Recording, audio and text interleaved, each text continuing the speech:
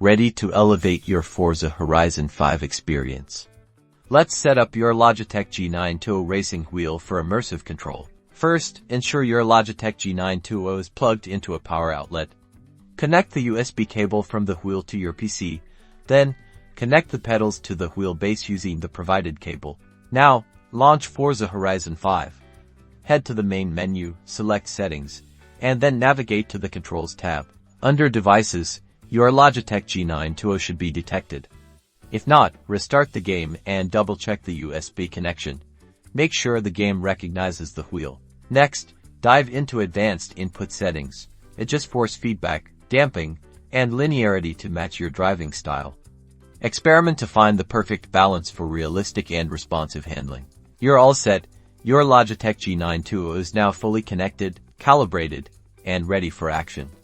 Get ready to conquer the open world of Forza Horizon 5 with unparalleled precision and immersion. Happy driving!